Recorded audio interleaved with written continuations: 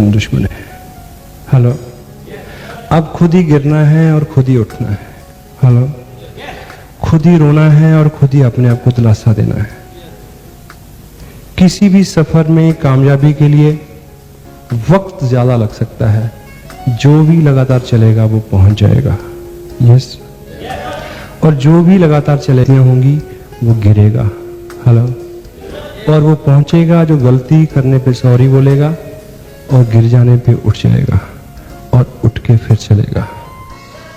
RCM business में आपको royalty मिले, टेक्निकल मिलेगी, जरूर मिलेगी, 1000% मिलेगी अगर आप लगातार चले। लगातार चलोगे तो गिरोगे तो एक ही नियम है, कामयाबी का सबसे बड़ा नियम जो दुनिया के प्रत्येक क्षेत्र में हर व्यक्ति के काम आया, जिस नियम को फॉलो करके दुनिया में जब से दुनिया बनी है लाखों करोड़ों लोग कामयाब हुए, वो नियम है केवल एक, चलो, भागो, गिरो तो उठ जाओ। आरसीएम बिजनेस में जो भी मैं आपको बता पाया हूं, किसी भी नियम पे कुछ भी करके आपको कुछ भी करना हो, कुछ भी बनना हो, कतई मुश्किल नहीं है, बिल्कुल मुश्किल नहीं है। धैर्य हो, कर्म में विश्वास हो, लगातार चलते रहें, गिर जाएं तो उठ जाएं। मेरे पापा, मैं उनको बहुत पसंद करता था। मेरे पापा मेरे हीरो थे, वही मेरे शक्तिमान थे, वही मेरे स्पाइडरमैन थे, वही मेरे फैंटम थे, वो मेरे हीरो थे। मैं अपने पापा को बहुत पसंद करता था और मेरे पापा मेरे से काफी बड़े थे। यूं तो सबके ही पापा सबसे बड़े होते हैं, पर मेरे पापा मेरे से कुछ ज्यादा बड़े थे क्योंकि मैं उनका 7वां और आखिरी बच्चा था। वो बहुत बिजी रहते थे, बहुत मेहनत करते थे, वो मेरे से बहुत कम बात करते थे। मैं बहुत चाहता था कि मेरे पापा मेरे से बात करें, पर उनको बहुत कम समय मिलता था। वो मेरे से कम बात करते थे या मेरे से कभी बात नहीं करते थे। मैं स्कूल जाता था, मैं स्कूल में देखता था कि दूसरे बच्चों के पापा कभी कभी स्कूल आते हैं।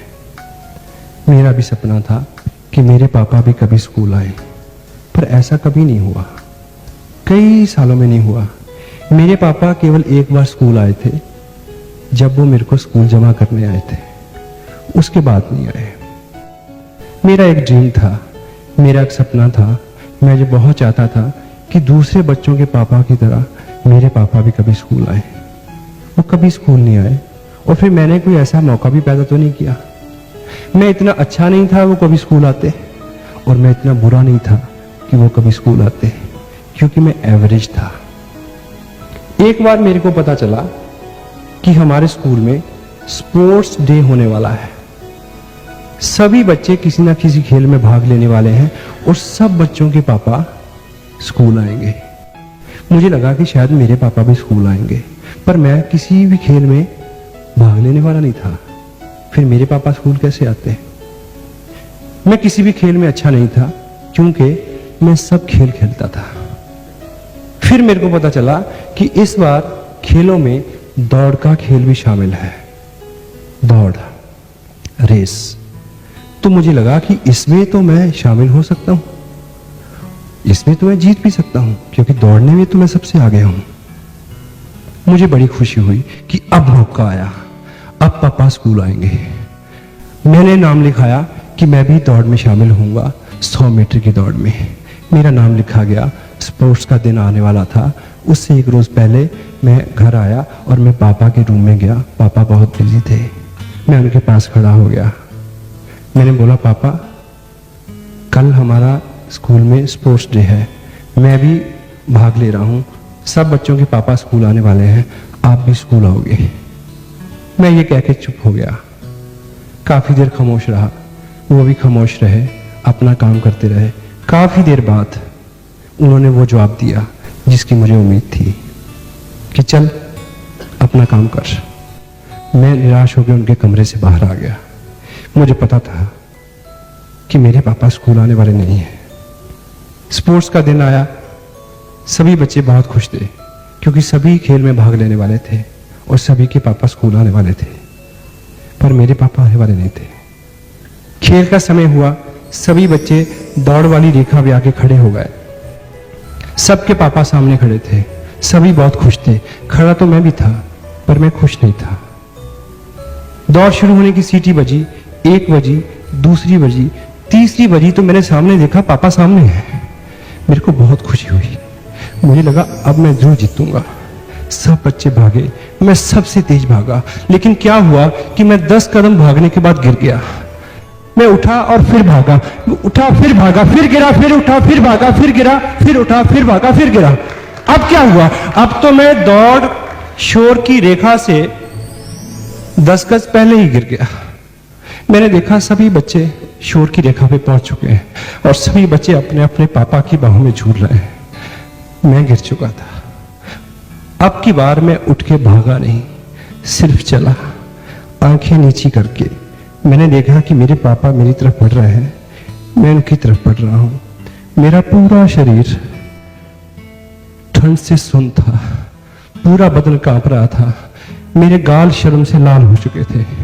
मैंने बढ़ते बढ़ते पापा के कदमों को आगे आते देखा और उनकी टांगों से चिपक गया और मैंने बोला, पापा आई एम सॉरी पापा, मैं हार गया, आई एम वेरी सॉरी। पापा ने मेरे को उठा लिया, गले से लगाया जैसे पहली बार लगाया हो और मेरे कान में बोला कि बेटे तुमने एक चीज नहीं देखी कि तुम इस दौड़ में 5 बार गिरे और 5 बार उठे, तुम 5 बार जीते हो, 5 बार। ये सब बच्चे तो इस दौड़ में 1 बार जीते हैं और तुम 5 बार जीते हो। और ये बच्चे तो इस खेल में जीते हैं, तुम जिंदगी की दौड़ में जीतोगे, क्योंकि जिंदगी की दौड़ का एक ही नियम है।